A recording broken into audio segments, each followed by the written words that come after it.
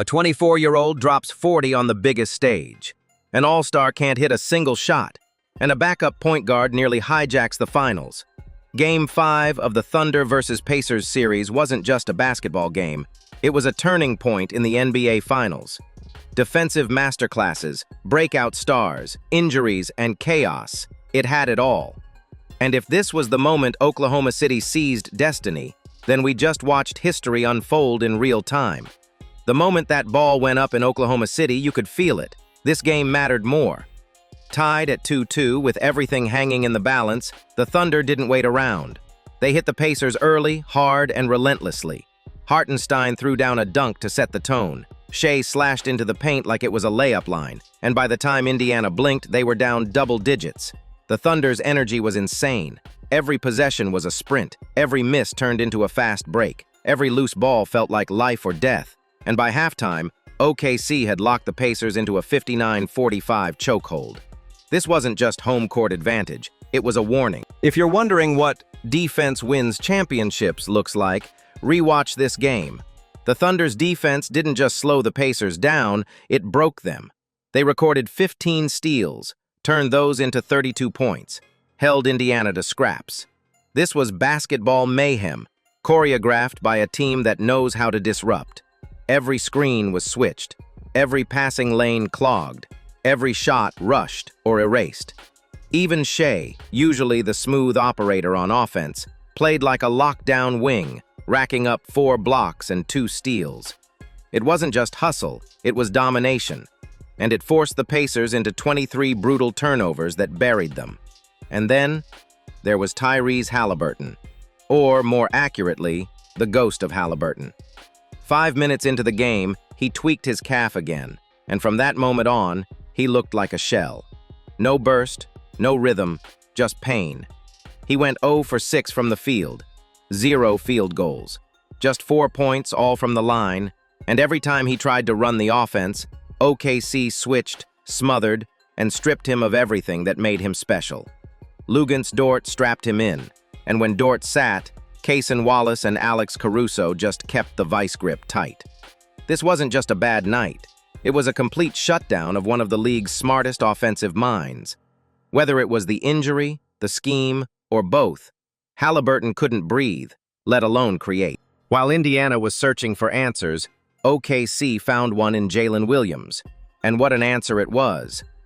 The 24-year-old absolutely exploded in Game 5, scoring a playoff career-high 40 points like he'd been built in a lab for finals basketball.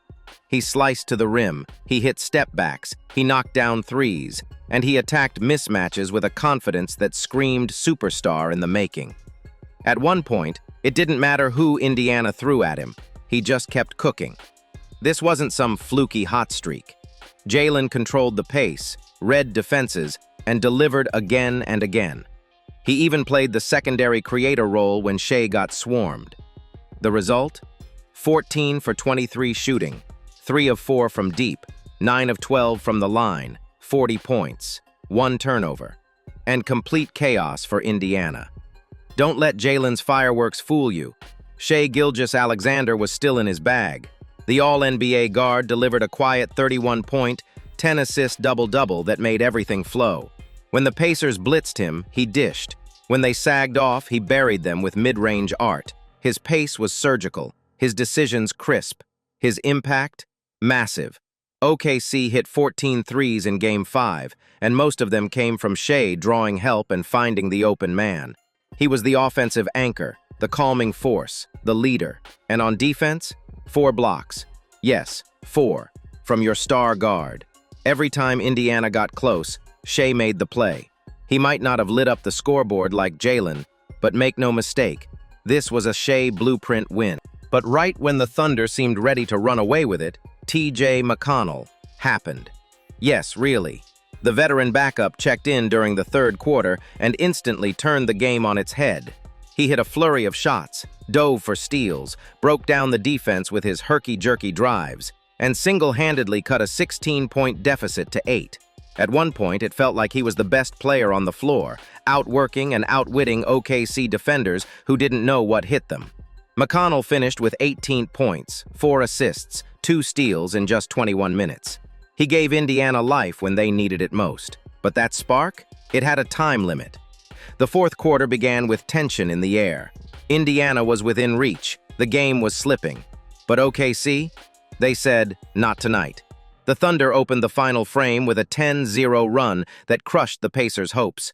It was textbook defense. Switches, traps, contests, rotations, everything in sync. And when Indiana blinked, Jalen Williams was already at the rim, or Shea was hitting another dagger. The crowd erupted, the momentum died, and the Pacers never recovered. Even Siakam, who had been Indiana's best scorer all night, ran into brick walls every trip down the floor. Chet Holmgren and Hartenstein guarded the rim like sentries.